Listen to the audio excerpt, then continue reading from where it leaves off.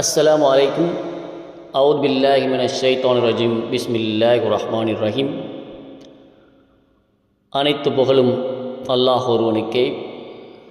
அல்லாஹ்வுடைய சாந்தியும் சமாதானம் கண்மணி நாயகம் ஸல்லல்லாஹு அலைஹி வஸல்லம் அவர்கள் மீதும், அவர்களை பின்பற்றி வாழ்ந்து மறைந்த உத்தம சத்திய சஹாபாக்கள், தபா தாபீன்கள், சஹாபிய பெண்மணிகள், முஸ்லிம்கள் மீதும் நம் மீதும் என்றென்றும் நின்று நிலவட்டுமாக.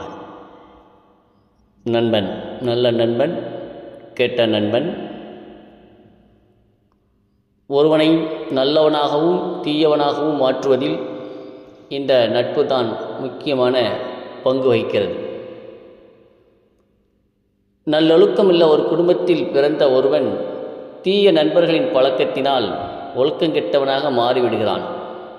படுமோசமான குடும்பத்தில் பிறந்த ஒருவன் நல்ல நண்பர்களின் பழக்கத்தினால் ஒழுக்கச்சீலனாக மாறிவிடுகிறான். பூவோடு சேர்ந்தால் நாரும் மணக்கும் என்ற பழமொழியும் இதைத்தான் உணர்த்துகிறது. நாம் பழகக்கூடிய நண்பர்களை பொறுத்துத்தான் நமது நிலை மாறுகிறது. எனவே நம்முடைய ஈருலக வாழ்க்கை சிறப்பாக விளங்க வேண்டும் என்றால் நல்ல நண்பர்களை நாம் தேர்வு செய்து கொள்ள வேண்டும். இதை நபிகள் நாயகம் ஸல்லல்லாஹு அலைஹி வஸல்லம் அவர்கள் அழகான உதாரணத்தை கூறி விளக்கியுள்ளார்கள். நபி ஸல்லல்லாஹு அலைஹி வஸல்லம் அவர்கள் கூறினார்கள், நல்ல நண்பனுக்கும் தீய நண்பனுக்கும் உதாரணம் கஸ்தூரி வைத்திருப்பவரும் கொல்லனின் உலையுமாகும். கஸ்தூரி வைத்திருப்பவன் உமக்கு ஏதும் கிடைக்காமல் போகாது. நீர் அதை விலைக்கு வாங்கலாம் அல்லது அதன் நறுமணத்தையாவது பெற்றுக்கொள்ளலாம். கொல்லலின் உலையானது உமது வீட்டையோ அல்லது உனது ஆடையையோ எரித்துவிடும், அல்லது அவனிடமிருந்து கெட்ட வாடையை நீர் பெற்றுக்கொள்வீர். இது புகாரியில் 2101வது ஹதீஸாக இடம்பெற்றுள்ளது. தீயவர்களுடைய நட்பு நம்முடைய மறுமை வாழ்வை எரித்து நாசப்படுத்திவிடும் என்று நபிகள் நாயகம் ஸல்லல்லாஹு அலைஹி வஸல்லம் அவர்கள் குறிப்பிடுகிறார்கள்.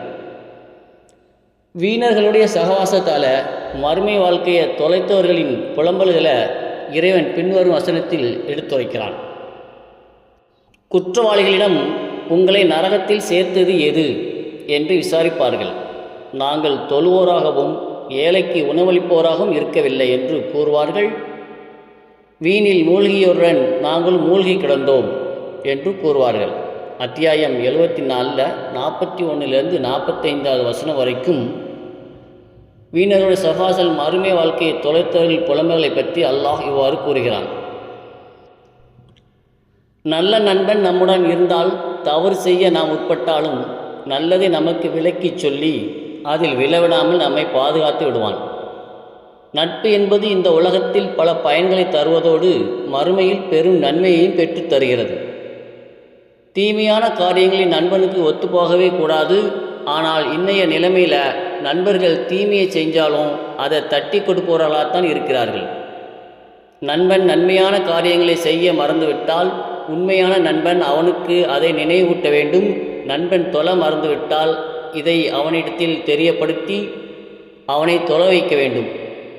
நல்ல நண்பன் நல்ல காரியங்களை செய்தால் அவனுடன் சேர்ந்து நாமும் செயல்பட வேண்டும். பின்வரும் திருக்குரான் நபிமொழிகள் நண்பர்கள் ஒருவரை ஒருவர் சீர்படுத்தி கொள்ள வேண்டும் என்று உணர்த்துகிறது. அத்தியாயம் 5 வசனம் 2 அல்லாஹ் கூறுகிறான், நன்மையிலும் இறையச்சத்திலும் ஒருவருக்கொருவர் உதவி கொள்ளுங்கள், பாவத்திலும் வரம்பு மீறலிலும் ஒருவருக்கொருவர் உதவி கொள்ளாதீர்கள்.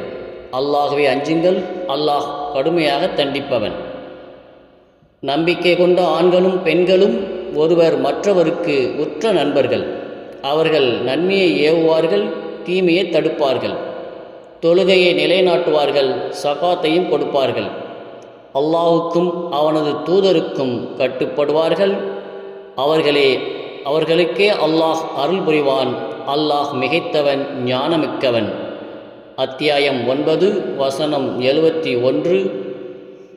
பெரும்பாலான நண்பர்கள் வீணாக பேசுவது, ஊர் சுற்றுவது, தியேட்டருக்கு செல்வது போன்ற தீய காரியங்களில் ஒன்றுபடுவார்கள். ஆனால் அனைவரும் அல்லாஹ்வுடைய மார்க்கம் மேலோங்குவதற்காக ஒன்று கூடுவது அரிதிலும் அரிதாக காணப்படுகிறது. அல்லாஹின் தூதர் ஸல்லல்லாஹு அலைஹி வஸல்லம் அவர்கள் கூறினார்கள், யார் அல்லாஹ்விற்காக நேசிக்கிறாரோ, அல்லாஹ்விற்காக ஒருவரை வெறுக்கிறாரோ, அல்லாஹ்விற்காக ஒருவருக்கு கொடுக்கிறாரோ, அல்லாஹ்விற்காக மறுக்கிறாரோ அவர் ஈமானை பூரணப்படுத்தி கொண்டார் என்று கூறுகிறார்கள். இது அபுதாபிதில் 4681 இடம்பெற்றுள்ளது. மேலும் நபி ஸல்லல்லாஹு அலைஹி வஸல்லம் அவர்கள் கூறினார்கள், அல்லாஹ் மறுமை நாளில் எனக்காக நேசம் வைத்து கொண்டவர்கள் எங்கே? என்னுடைய நிழலைத் தவிர வேறு நிழலே இல்லாத இந்த நாளில் நான் அவர்களுக்கு எனது நிழலை தருகிறேன் என்று கூறுவான் என்றும் முஸ்லிமில் 5015வது ஹதீஸாக இடம்பெற்றுள்ளது. ஆபத்தில் உதவக்கூடியவனே உண்மையான நண்பனாக இருக்க முடியும். நாம் வசதி வாய்ப்புகளுடன் வாழும்போது நமக்கு ஏராளமான நண்பர்கள் கிடைப்பார்கள். ஆனால் கஷ்டங்கள் வரும்போது அனைவரும் ஓடிவிடுவார்கள். புயல் காற்று வரும்போது தான் உறுதியான கட்டடம் எது, உறுதியற்ற கட்டடம் எது என்று நமக்கு தெரிகிறது. அதுபோல் நல்ல நண்பனை அறிய நமக்கு வரும் சோதனைகளை சிறந்த அளவுகளாக பயன்படுகிறது.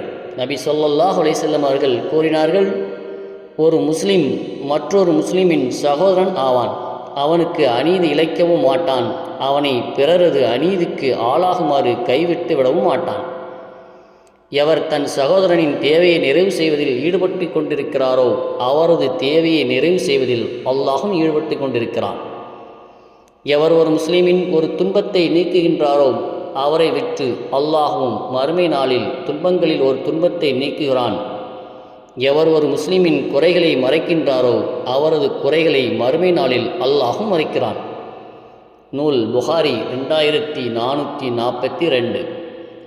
அல்லாஹ்விற்காக நேசம் கொள்வோம், ஈருலகத்தினும் வெற்றியடைவோம். நாம் பழகுகின்ற நல்ல நண்பர்கள் நல்ல நண்பர்களாக இருக்கும்படி பார்த்து பழகுவோமாக. அஸ்ஸலாமு அலைக்கும் வரஹ்மத்துல்லாஹி தஆலா வபரகாத்துஹு.